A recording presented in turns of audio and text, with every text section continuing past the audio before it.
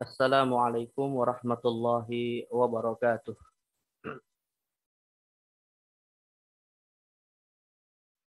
Alhamdulillahi rabbil alamin. Alhamdulillahilladzi ja'ala ramadhana syahrus siyam. Waradallahu alaina fihi siyamahu wa sanna lana fihi qiyamahu. Wassalatu wassalamu ala man ba'asahu rahmatan lil alamin. Sayyidina wa habibina wa qurrati a'yunina wa maulana Muhammadin wa ala alihi wa sahbihi wa man ihtada bihadihi ila yaumil qiyam amma ba'd. Rabbi shrah li sadri wa yassir li amri wahlul 'uqdatam min lisani yafqahu qawli. Allahumma 'allimna ma yanfa'una wanfa'na bima 'allamtana warzuqna ilman yanfa'una ya dzal jalali wal ikram. Bapak Ibu kaum muslimin jamaah yang dimuliakan Allah Subhanahu wa taala, alhamdulillah kita senantiasa bersyukur pada Allah Azza wa Jalla pada kesempatan di siang hari ini di tengah kita beribadah puasa. Kembali Allah beri taufik kepada kita untuk bisa melaksanakan kewajiban kita selaku hamba, yaitu melaksanakan ibadah salat zuhur berjamaah. Dan insya Allah akan kita lanjutkan dengan ibadah lainnya, yaitu thalabul ilmi. Kita tentu sama-sama berharap mudah-mudahan setiap ibadah yang kita lakukan akan selalu diterima di sisi Allah Subhanahu wa taala untuk kelak bisa menjadi wasilah dalam rangka kita berharap mendapatkan ridho dan surga dari Allah Azza wa Jalla. Dan mudah-mudahan Ramadan tahun ini bisa kita lalui dengan maksimal dan nantinya ketika Ramadan meninggalkan kita, insya Allah kita termasuk di antara orang-orang yang berbahagia karena bisa mendapatkan ampunan dari Allah Subhanahu wa taala.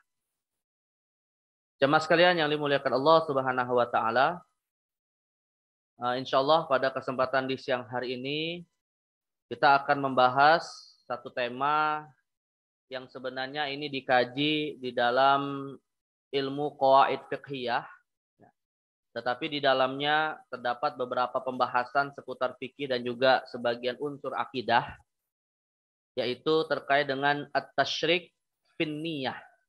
At-tasyrik fi an-niyah. At-tasyrik fin niyah ini maknanya adalah kaidah seputar hukum menggabungkan niat beberapa ibadah dalam satu amalan. Sebenarnya jamaah sekalian, masalah at-tasyrik fin niyah ini hakikatnya sesuatu yang sebenarnya mungkin kita sehari-hari itu sudah melakukannya dalam ibadah-ibadah kita. Ya. Tetapi persoalan at-tasyrik fin niyah ini sepertinya semakin cukup sering dipertanyakan nanti sebenarnya Pak, setelah Ramadan selesai. Ya. Misalnya ada pertanyaan begini, boleh nggak sih kita dalam satu hari berpuasa itu niatnya puasa yang menggabungkan antara qada Ramadan dengan puasa Syawal? Ini sering ditanyakan nggak Pak setelah Ramadan? Ya. Atau nanti ketika kita masuk bulan Dzulhijjah, sering juga ada yang bertanya, boleh nggak sih ketika kita sembelih seekor kambing niatnya adalah untuk kurban sekaligus akikah? Ya.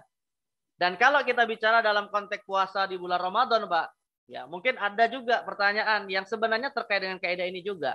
Boleh nggak sih kita berpuasa Ramadan, tapi niatnya itu sekaligus program diet?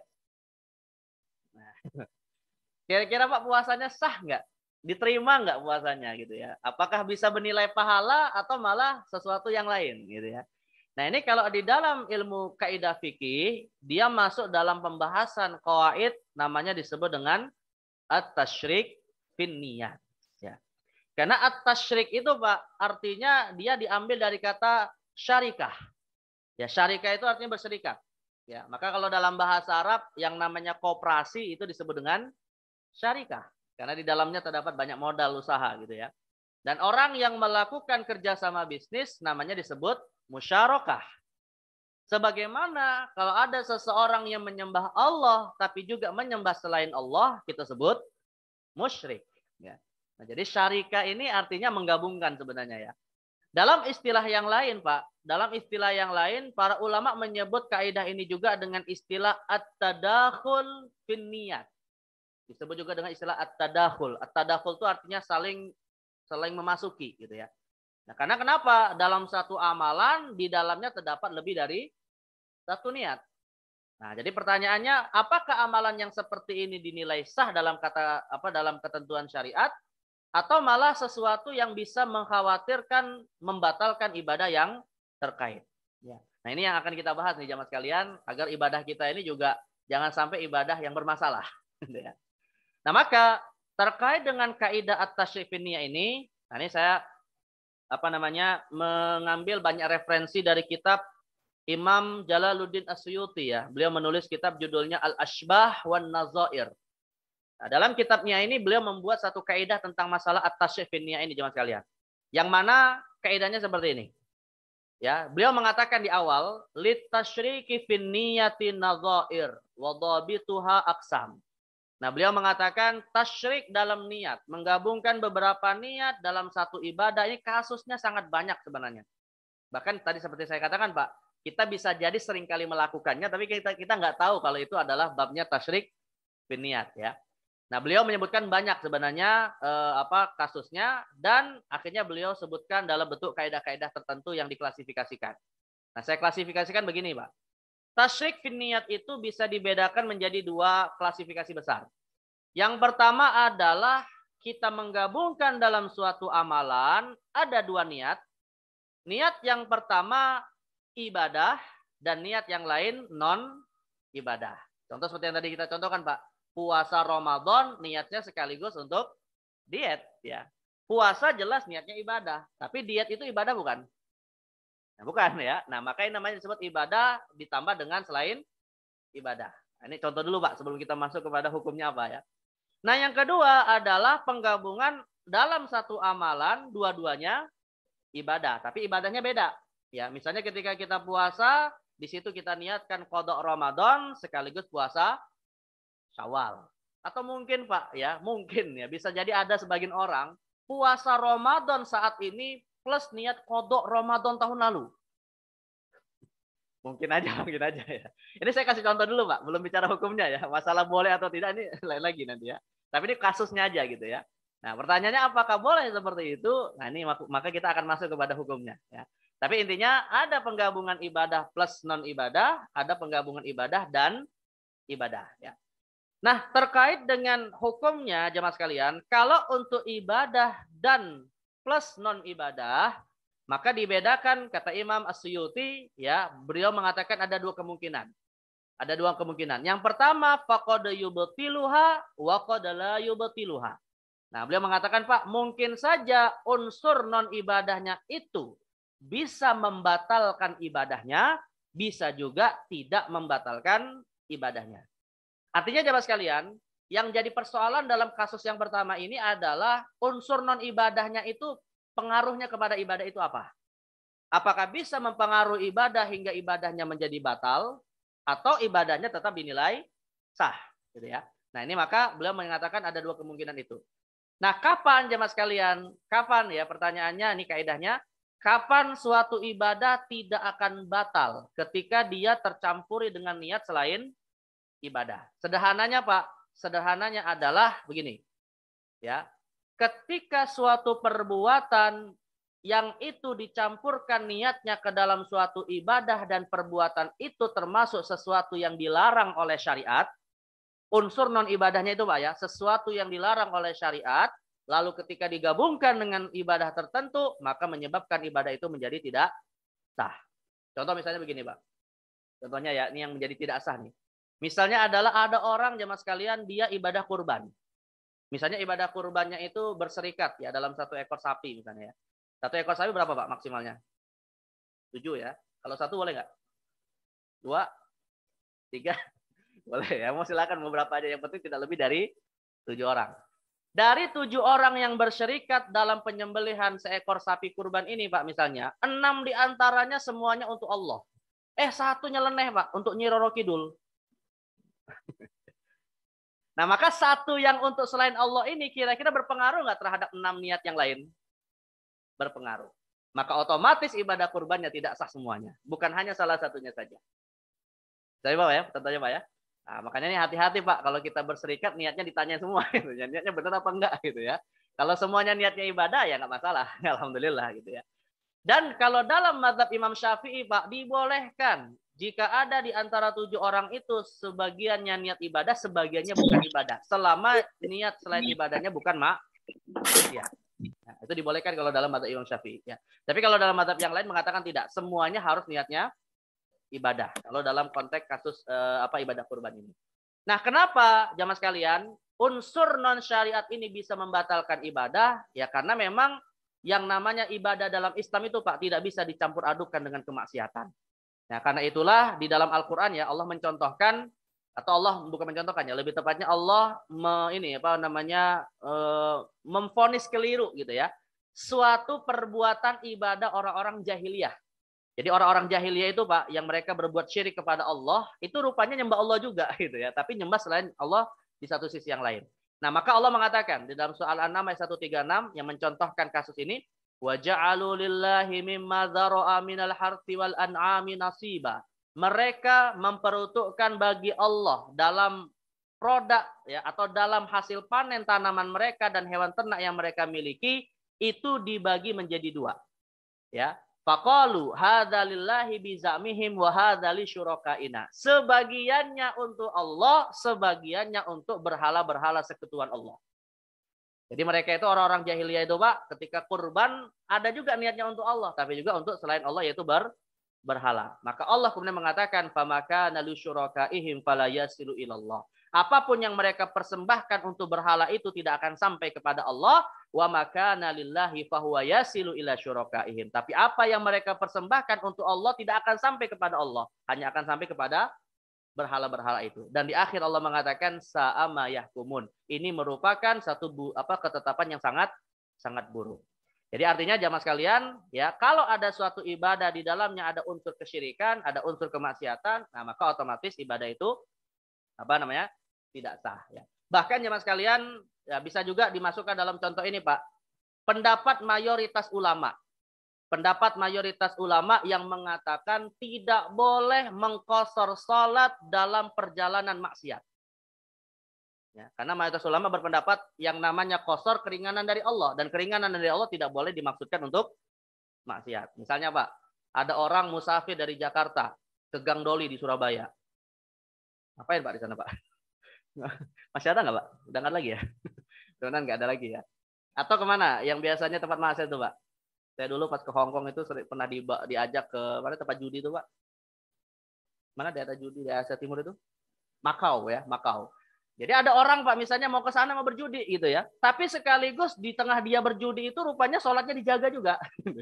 Jadi sholatnya nggak bolong gitu ya. Dan mengqashar sholat. Nah, maka dalam mazhab mayoritas ulama selain Hanafi, ya orang yang mengqashar sholat tidak sah ketika niat perjalanannya untuk maksiat. Ya. Tapi kalau dalam mazhab Hanafi boleh, karena kalau dalam mazhab Hanafi ya maksiatnya maksiat, tapi qashar sholatnya tetap dia dapatkan. Ya. Nah, jadi ini kaidah yang membuat ibadah bisa menjadi tidak sah kalau ada unsur maksiatnya. Ya. Baik. Nah, kedua jamaah sekalian, yang kedua ini adalah boleh dan ibadah tetap sah. Ya, kapan? Kebalikannya. Kalau unsur non-ibadahnya tidak bertentangan dengan syariat. Nah, kalau tadi saya contohkan misalnya Pak, kita puasa Ramadan 30 hari sekaligus untuk diet. Ya, diet itu kira-kira maksiat atau bukan? Hah? Bukan ya. Maka boleh nggak niat seperti ini? Boleh, nggak apa-apa. Ya. Atau misalnya apa lagi Pak contohnya? Contohnya Pak, ya kita masuk ke dalam masjid Pak. Di masjid ada kesunahan untuk kita iktikaf. Ya, untuk kita iktikaf. Iktikaf ibadah bukan? Ibadah ya. Tapi di samping kita iktikaf, Pak, alhamdulillah masjidnya itu AC-nya bagus. Wah, sekaligus ngademin badan. Maka iktikafnya sah nggak?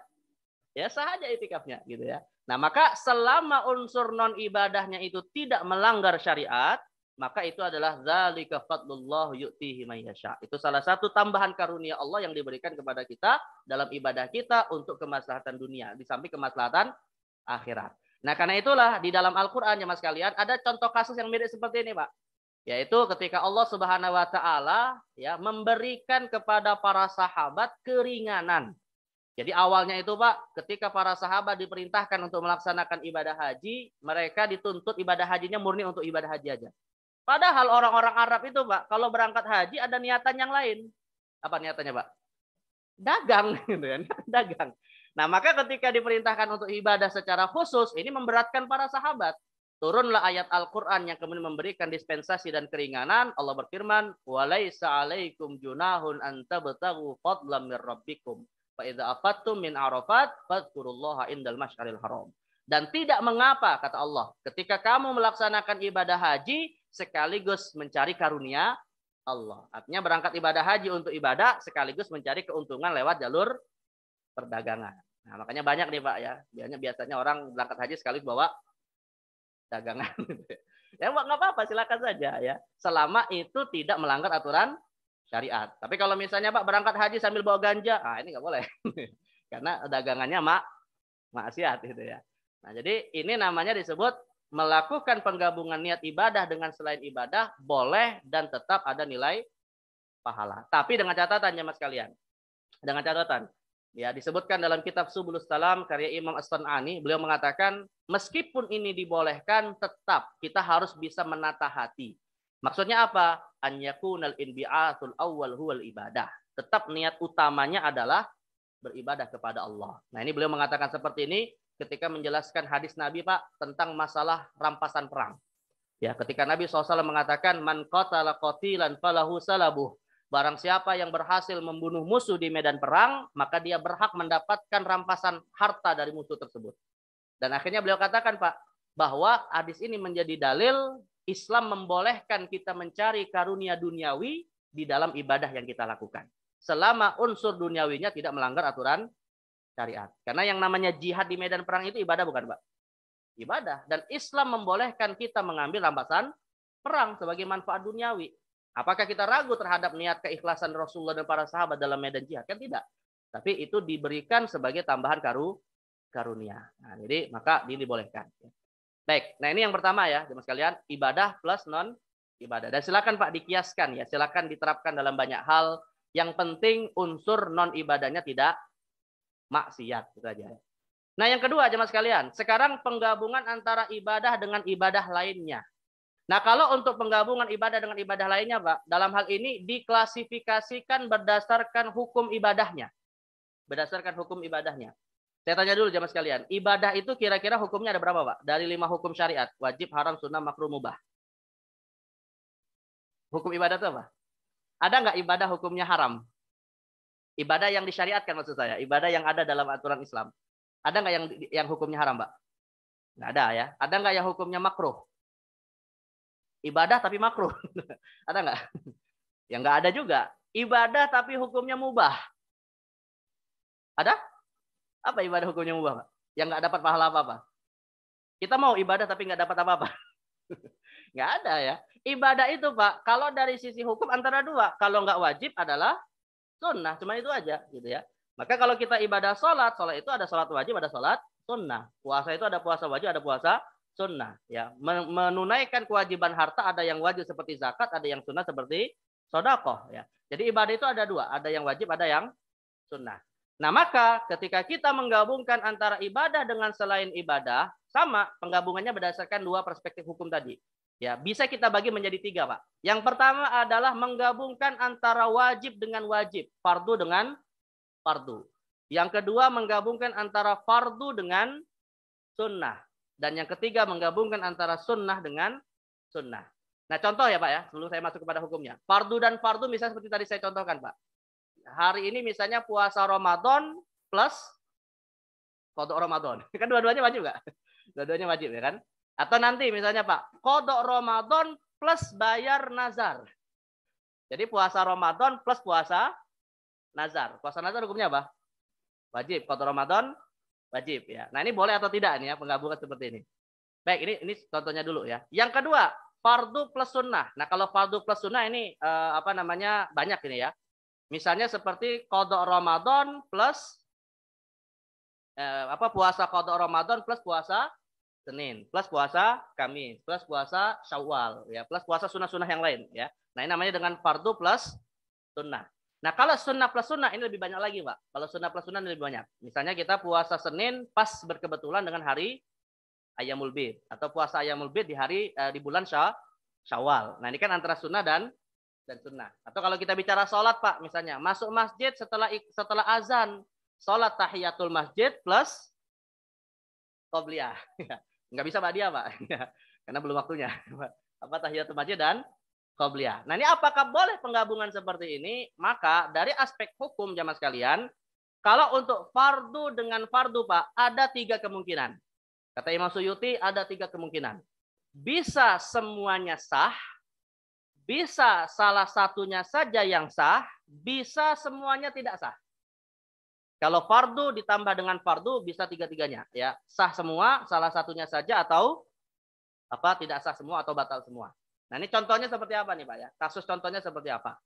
Kalau yang semuanya sah, jamaah sekalian, dicontohkan oleh Imam As-Suyuti seperti kita menggabungkan antara mandi wajib dengan wudhu. Maknanya begini, Pak. Ketika kita dalam kondisi berhadas besar, ya, mayoritas ulama berpendapat rukun mandi wajib ketika mengangkat hadas besar cuma 2 saja. Pertama niat dan membasuh seluruh tubuh dengan air. Tidak mesti ada ritual wudhu sebelumnya. Karena semua sepakat ritual wudhu sebelum mandi besar hukumnya adalah sunnah. Tapi kalau misalnya Pak ada orang berhadas besar, otomatis berhadas kecil tidak? Hah? Ya otomatis. Karena keluar sesuatu dari kemaluan itu termasuk hadas kecil, tapi yang keluar di sini rupanya adalah air mani, berarti juga hadas besar gitu ya. Nah, maka ketika kita mandi wajib jemaah sekalian, ya, setelah kita mandi wajib pada dasarnya kita tidak diwajibkan berwudu lagi. Walaupun saat mandi wajib itu kita tidak berwudu sebelumnya atau setelahnya. Namun wudu di sini hukumnya hanya sunnah saja. Nah, yang penting setelah mandi wajib tidak tidak ada hal-hal yang menyebabkan berhadas kecil lagi. Misalnya ketika kita mandi wajib Pak, misalnya kita tidak menyentuh kemaluan. Ya, maka ya sudah, mandi wajib kita sudah sekaligus mewakili wudhu kita. Maka boleh nggak Pak, setelah mandi wajib kita langsung sholat tanpa berwudhu? Jawabannya nggak boleh Pak, karena harus pakai pakaian dulu. Ya, jangan mandi wajib langsung sholat, nggak boleh. Maksudnya nggak harus wudhu gitu ya, nggak harus wudhu, tapi harus memenuhi syarat yang lain gitu ya. Ada pakai pakaian, masuk waktu sholat, menghadap kiblat dan lain-lain gitu ya. Tapi intinya Pak, kalau ada yang bertanya, kalau saya sudah mandi wajib, apakah harus berwudhu lagi? Jawabannya tidak harus. Nah, maka dalam konteks ini Pak bisa dikatakan mandi wajib itu wajib untuk mengangkat hadas besar, wudhu itu wajib untuk mengangkat hadas kecil, tapi ketika digabungkan dalam kondisi mandi wajib itu semua sudah dianggap sah. Nah, ini artinya penggabungan wajib dan wajib dua-duanya sah ya. Baik, kemudian yang kedua aja Mas sekalian. Nah, kedua sekaligus yang ketiga, Pak. Nah, kedua dan yang ketiga ini sebenarnya kaidahnya begini, Pak. Kalau untuk yang kedua yang ketiga kaidahnya adalah selama bukan ibadah salat, maka salah satunya sah. Tapi yang lain tidak sah. Tapi kalau penggabungan itu dua-duanya salat wajib, dua-duanya tidak sah. Nah, itu kaidahnya seperti itu aja. Jadi nanti bisa dikaitkan dengan ibadah lain di luar salat ya. Misalnya salah satunya sah, Pak ya. Seperti kita misalnya qadha puasa Ramadan, lalu kita niatkan juga untuk membayar puasa kafarat. Maka yang sah dalam hal ini cuma salah satunya saja, yaitu puasa qadha Ramadan. Kafaratnya diganti di hari yang lain. Bukan berarti dua-duanya tidak sah, Pak. Puasanya tetap dinilai sah, ya. Atau misalnya begini, jemaah sekalian, kita berangkat haji untuk kewajiban kita, Pak. Tapi rupanya kita tambahkan niat berangkat haji sekaligus untuk membadalkan ayah kita misalnya yang sudah meninggal. Padahal kita belum berangkat haji, Pak. Maka dalam hal ini haji yang sah yang mana? Haji kita atau badalnya atau dua-duanya? Nah, haji kita sendiri. Karena itulah para ulama mensyaratkan badal haji hanya boleh dilakukan oleh orang yang sebelumnya pernah berangkat haji. Nah, jadi ini contoh penggabungan dua kewajiban tapi salah satunya tetap sah. Tapi kalau dua-duanya tidak sah, Pak, maka contohnya dalam hal ini adalah seperti sholat fardu ditambah dengan sholat fardu yang lain. Misalnya nih, Pak ya, ini sebagai contoh mungkin nggak real, Pak ya, tapi contoh kasus aja gitu ya. Ada orang sholat zuhur, Pak, 4 rakaat, tapi niatnya 2, zuhur plus asar. Zuhur plus asar dilakukan dalam 4 rakaat. Nah, maka sholatnya di sini ada nggak yang sah? Nggak ada. Dua-duanya nggak sah. Zuhurnya nggak sah, asarnya juga tidak sah. Jadi nggak boleh misalnya kita berniat dalam hati nawaitu sholat zuhri wal asri gitu ya, itu nggak boleh gitu ya. Tapi kalau jamak boleh Pak, walaupun dalam konteks ini jamak bukan tasyrik. Nah, ini saya yang tegaskan juga, jamak bukan tasyrik. Karena jamak itu sholatnya masih terpisah nggak? Masih terpisah. Jamak itu sholatnya terpisah tapi waktunya yang sama. Ya, tapi kalau yang kita maksud di sini waktunya sama, sholatnya juga sama. Nah, itu nggak boleh kalau untuk dua-duanya fardu. Ya, dua-duanya tidak sah. Nah, adapun untuk fardu dan sunnah, Pak. Kalau untuk fardu dan sunnah ini mirip. Sama seperti kaidah sebelumnya, fardu dan fardu ada 3 kemungkinan juga.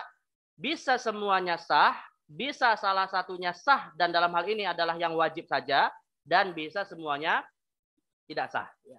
Kalau bisa semuanya sah, dicontohkan oleh sebagian ulama, Pak, seperti kita sholat fardu, sekaligus kita sholat tahiyatul masjid. Contoh misalnya begini, Pak. Kita misalnya di dalam hati sudah mau niat, Pak, ya, mau sholat tahiyatul masjid ketika berangkat ke masjid. Tapi ya, qadarullah, saat kita masuk masjid, rupanya sudah iqamat. Dan boleh nggak kita sholat tahiyatul masjid padahal iqamat berkumandang, Pak? Nggak boleh kan? Karena Nabi mengatakan idza uqimatis shalah fala sholata illal maktubah. Kalau iqamat sudah berkumandang tidak boleh sholat kecuali sholat fardu, ya. Nah, namun kata Imam Suyuti juga di dalam kitab Al-Asbab wan Nadhair, kita boleh jemaah sekalian ketika sholat fardu dilakukan niatkan sekaligus sholat tahiyatul masjid. Kita dapat pahala sholat fardunya sekaligus dapat pahala sholat tahiyatul masjidnya. Nah, ini penggabungan antara wajib plus sunnah, ya. Atau contoh lainnya mas kalian, penggabungan antara salam penutup sholat dengan salam tahiyah atau salam doa. Nah, saya tanya dulu Pak, kalau kita sholat menutup sholat dengan salam, hukumnya apa salamnya? Wajib Pak ya, wajib. Tapi kalau kita bertemu Pak dengan sesama saudara muslim kita, lalu kita mengucapkan assalamualaikum, hukumnya apa? Sunnah, menjawabnya wajib. Ya, menyampaikan pertama kali sunnah, menjawabnya wajib. Nah, di dalam kitab-kitab fikih Pak, dan dalam satu riwayat juga disebutkan, kalau kita sholat khususnya ketika berjamaah, niatkanlah ketika kita membaca salam sebagai penutup sholat sebagai salah satu doa juga kepada sesama saudara kita. Jadi kalau kita misalnya sholat Pak, assalamualaikum itu kita niatkan sebagai penutup sholat yang wajib sekaligus sebagai doa kepada sesama kita. Tapi khusus dalam kasus ini Pak, salamnya nggak usah dijawab. Dan tidak wajib dijawab. Ya kalau dijawab kan repot juga Pak. Assalamualaikum. Waalaikumsalam. Jadi nggak usah dijawab gitu ya. Dan ini niatnya kembali kepada masing-masing. Karena pasti biasanya kalau kita sholat tidak ada maksud untuk mengucapkan salam. Jadi niatnya hanya sendiri-sendiri saja. Dan ini termasuk contoh penggabungan antara wajib dan sunnah. Bahkan jemaah sekalian bisa juga kita niatkan doa itu Pak. Sekalipun sholatnya sendirian. Sekalipun sholatnya sendirian. Misalnya kita kalau di rumah sholat tahajud sendirian gitu ya. Nah, maka kalau pas kita menutup sholat dengan salam, kita niatkan sebagai penutup sholat yang wajib dan sekaligus doa, itu juga dibolehkan. Karena bisa jadi Pak, ada bersama dengan kita yang melaksanakan sholat dari makhluk Allah lainnya. Misalnya malaikat, jin, dan seterusnya yang dari kalangan umat Islam. Ya, makanya nggak usah khawatir Pak, kalau pas kita lagi sholat tahajud, kita baca keras, waladhdallin. Amin. Nah, itu nggak usah khawatir gitu, Pak. Karena bisa saja itu adalah makhluk Allah yang ikut sholat bersama kita gitu ya. Jadi nggak usah berhenti sholatnya Pak, lanjutin aja. Nah, jadi itu boleh kita niatkan ya. Nah, ini contoh wajib sunnah dua-duanya sah ya. Yang kedua jemaah sekalian, wajib sunnah namun yang sah hanya salah satunya saja. Nah, contohnya misalnya adalah qadha puasa, dan ini yang sering kali ditanya, ketika kita puasa qadha Ramadan plus kita niatkan puasa Syawal. Nah, dalam kasus ini Pak, kebanyakan ulama berpendapat yang sah hanya puasa qadha saja. Tapi Imam Zakaria Al-Ansari mengatakan tetap bisa mendapatkan fadilah keutamaan waktu, bukan fadilah pahala puasa sunnahnya. Jadi kalau seandainya Pak kita mau qadha Ramadan di hari Senin misalnya ya, maka kita dapat fadilahnya hanya fadilah hari Senin, bukan karena puasa hari Senin. Karena yang sah hanya puasa qadha yang wajib saja. Nah, ini penggabungan antara wajib sunnah yang sah hanya salah satunya saja. Nah, sedangkan kalau yang dua-duanya tidak sah, Pak, dicontohkan oleh Imam Suyuti seperti, nah ini hati-hati nih jemaah sekalian. Seperti kita menggabungkan antara takbiratul ihram dengan takbir ruku. Nah, saya tanya Pak, kalau kita sholat berapa kali kita baca takbir? Banyak, banyak. Tapi kalau ditanya Pak, berapa jenis takbir yang kita baca? Hah? Ada 2 jenis takbir. Pertama takbir yang wajib namanya takbiratul ihram. Dan yang kedua takbir yang sunnah namanya takbir intiqal. Pernah dengar istilah takbir intiqal Pak? Kalau belum sampai umur segini belum dengar. Takbir untuk ruku, takbir untuk apalagi untuk sujud, takbir duduk antara 2 sujud itu namanya disebut takbir intiqal. Intiqal itu artinya berpindah. Karena ini takbir yang menandakan kita berpindah gerakan.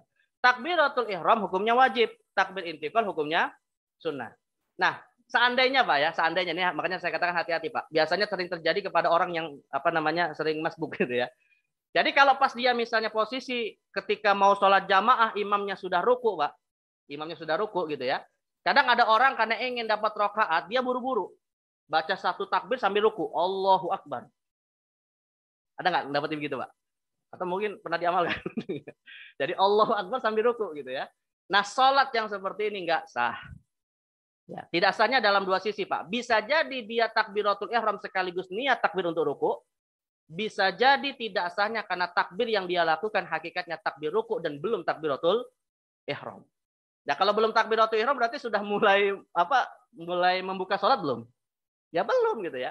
Padahal syarat takbiratul ihram itu harus dibaca dalam kondisi berdiri yang sempurna. Di antara syarat sahnya takbiratul ihram kita berdiri dalam kondisi sempurna. Tapi kalau posisi kita sudah mau ruku ya tidak sah karena tidak terpenuhi syarat sahnya takbiratul ihram. Nah, maka dalam kasus seperti ini Pak agar kita sah yang pertama ya hendaknya membaca takbiratul ihram itu cukup niat takbiratul ihram saja tapi dalam posisi berdiri. Masalah nanti kita mau ruku tidak baca takbir nggak ada masalah karena hukumnya adalah sunnah. Dan yang lebih utama dari itu Pak, bacalah takbirnya 2 kali. 1 takbiratul ihram, 2 takbir ketika ruku. Dan yang lebih utama dari itu semua Pak, datang ke masjid sebelum azan. Karena itu pasti nggak masbuk. Berarti dia bisa mulai dari takbirnya imam gitu ya. Nah, jadi yang ingin saya tegaskan hati-hati ketika kita ingin mengejar rukunya imam. Lah kalau kita misalnya sulit mengejar ya udah biarin aja Pak ya. Karena pada dasarnya walaupun kita nggak dapat masih bisa dapat rakaat yang lain yang bisa kita sempurnakan dengan masbuk kita ya. Baik, ini terkait dengan batal semuanya gabung antara takbiratul ihram dengan takbir ruku. Dan yang terakhir jamaah sekalian, nah sunnah dengan sunnah. Kalau sunnah dengan sunnah Pak, kalau sunnah dengan sunnah ini pada dasarnya sih para ulama mengatakan bisa sah, tidak ada yang tidak sah.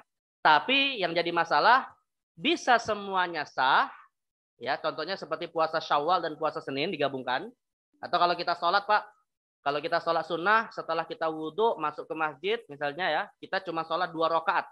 Misalnya karena timer waktunya tersisa tinggal 2 menit misalnya Pak ya. Lalu kita hanya bisa sholat 2 rakaat. Bisa nggak Pak kita niatkan di situ lebih dari 2 sholat? Dalam 2 rakaat. Bisa ya. Pertama sholat wudhu, kedua tahiyatul masjid, ketiga sholat qobliyah. Nah itu boleh.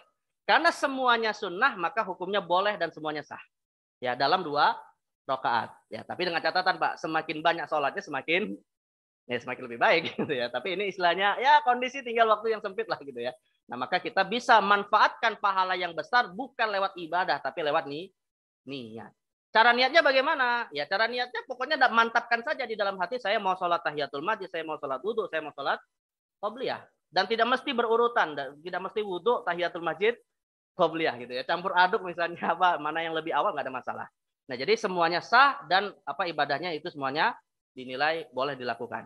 Yang tidak sah itu Pak, nah contohnya yang bukan tidak sah, yang sah hanya salah satunya contohnya adalah kalau waktunya tidak bersamaan. Ada orang puasa Syawal Pak, tapi tanggal 9 Dzulhijjah. Nanti puasa Syawal plus puasa Arafah, mana yang sah? Ya puasa Arafahnya, Syawalnya nggak sah gitu ya. Atau ada orang sholat Pak di malam hari, tahajud plus duha. Mana yang sah? Ya tahajudnya ya. Dalam arti jamaah sekalian, amalan sunnah bisa kita gabungkan, syaratnya adalah waktunya bersamaan. Dan yang kedua ditambahkan lagi Pak, syarat yang kedua bukan hanya waktunya bersamaan, ibadah sunnahnya juga berbeda-beda. Karena kalau ibadah sunnahnya sama Pak, ini nggak boleh, tetap dipisah-pisah. Contoh misalnya Pak, kita sholat taraweh. Sholat taraweh berapa rakaat? Anggaplah kita ambil 20 rakaat lah ya. 28 rakaat, 8 rakaat, atau 36 rakaat dalam madzhab Maliki misalnya. Boleh nggak Pak? Misalnya gini, saya mau sholat taraweh 2 rakaat aja lah, niatnya 20 rakaat. Boleh nggak? Nah ini nggak boleh gitu ya. Karena antara 2 rakaatnya semuanya sama gitu, nggak boleh digabungkan gitu ya. Nah jadi penggabungan dibolehkan kalau dia berbeda, ya berbeda dan waktunya sama. Nah inilah penggabungan antara niat ibadah sunnah yang pahalanya insya Allah berlipat walaupun ibadahnya hanya satu di antaranya. Nah, ini Pak, kaidah yang ketiga ini, maka mudah-mudahan bisa menjadi solusi bagi kita, Pak. Kita ingin dapat pahala besar, tapi mungkin keterbatasan waktu, keterbatasan fisik, dan seterusnya, membuat kita hanya bisa melakukan sebagiannya saja. Tapi tetap jamaah sekalian, saya tutup di sini, ada kaidah mengatakan al-ajru ala qadril masyaqqah. Nilai pahala dilipat gandakan sejauh mana kesulitan ibadah yang kita lakukan. Dalam arti semakin besar, semakin banyak rakaat yang kita lakukan, jelas semakin besar juga pahalanya kalau bisa itu dilakukan. Tapi kalau tidak ya ikuti kaidah-kaidah seperti ini agar pahalanya besar, ibadahnya sederhana. Ya. Baik, jemaah sekalian yang dimuliakan Allah Subhanahu Wa Taala, mudah-mudahan ini bisa menambah wawasan bagi kita, khususnya di bulan Ramadan yang kita inginkan bisa meningkatkan kualitas sekaligus kuantitas ibadah kita kepada Allah, dan mudah-mudahan ibadah kita diterima semua di sisi Allah Subhanahu Wa Taala, ya, agar nanti kita layak mendapatkan surga dari Allah Subhanahu Wa Taala. Baik, jamaah sekalian makan Allah, mungkin yang bisa saya sampaikan. Masih ada waktu tambahan atau ada yang mau bertanya, Pak? Atau kita juga?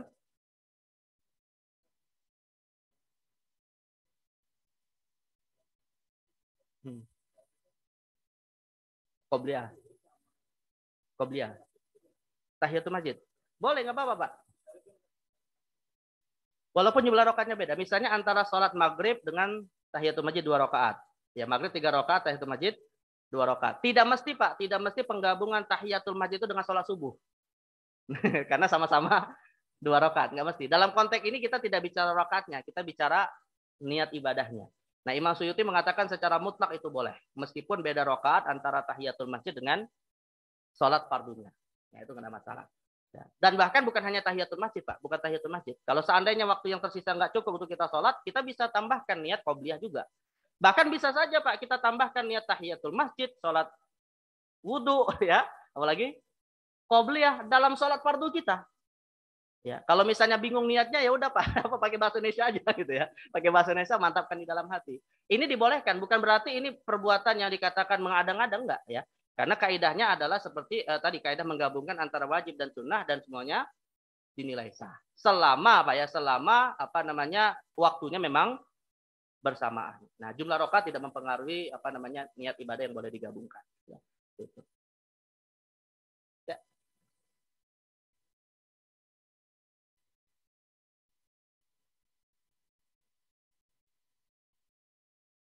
Kodok.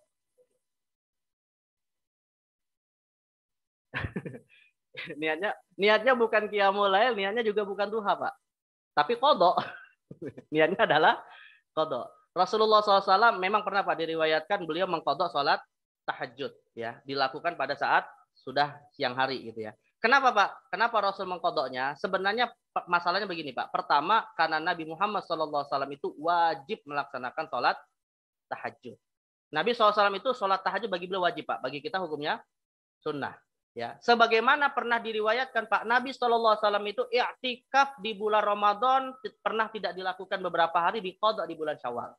Kenapa? Karena i'tikaf 10 hari di akhir Ramadan bagi Nabi hukumnya wajib, tapi bagi kita hukumnya sunnah. Bahkan banyak Pak amalan yang wajib bagi Nabi, bagi kita sunnah. Nabi SAW itu wajib kurban setiap tahunnya. Nabi SAW itu wajib sholat duha setiap harinya. Ya. Nah maka kewajiban-kewajiban ini kalau misalnya Allah apa namanya kondisikan Nabi tidak bisa mampu melakukannya, maka beliau kemudian wajib mengkodoknya. Nah itu dalam konteks Rasulullah Pak ya. Tapi bagi kita bagaimana Pak? Boleh nggak kita yang misalnya disunahkan sholat tahajud, tapi mungkin karena tidak melakukannya karena tiduran atau apa, kita kodok di waktu duha atau di waktu siang misalnya. Maka jawabannya Pak itu boleh, tapi dengan 2 syarat. Mengkodok ibadah sunnah yang terlewat waktunya itu boleh dengan 2 syarat. Syarat yang pertama, ibadah sunnahnya adalah sunnah muakkadah.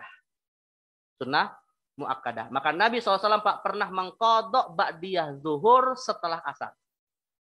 Nabi SAW pernah mengkodok ba'diyah zuhur karena setelah sholat zuhur beliau disibukkan ada orang bertanya tentang Islam sampai masuk waktu asar dan akhirnya beliau kodok di waktu asar. Dan kita tahu ba'diyah zuhur termasuk sholat muakkad bukan? Termasuk muakkad ya. Dan yang kedua Pak, ini juga boleh kita lakukan dengan syarat kita memang biasa melakukannya. Kita biasa melakukannya gitu. Karena kita sudah menjadikan sholat tahajud wiridan kita setiap hari. Kita melakukan sholat sunnah muakkad tadi apa? Wiridan kita setiap hari. Lalu tiba-tiba ada satu kondisi membuat kita tidak bisa melakukannya. Maka kita bisa qadha di hari atau di waktu yang lain. Tapi kalau misalnya Pak, ini sholat tahajud qadha terus gitu Pak ya. Nah, ini nggak boleh ini Pak ya. Takutnya itu nanti bid'ah yang baru gitu ya. Kok sholat tahajud di waktu duha gitu ya. Nah, ini nggak bisa. Jadi syaratnya dua tadi, sunnah muakkad, dan yang kedua apa? Terbiasa melakukannya dan kemudian sewaktu-waktu kita tinggalkan karena suatu kondisi. Nah, itu boleh kita qadha di waktu yang lain. Baik, begitu Pak ya. Wallahu a'lam. Baik, masih ada Pak? Cukup? Cukup ya. Baik, mudah-mudahan apa yang kita bahas hari ini manfaat, dan sekali lagi kita berharap pada Allah untuk diterima semua ibadah kita sesuai dengan sunnah-sunnah Rasulullah, sesuai dengan penjelasan para ulama ahli waris para nabi, dan kita berharap nanti di hari akhir Allah mengganjarnya dengan surga dan ridho dari Allah Subhanahu wa taala.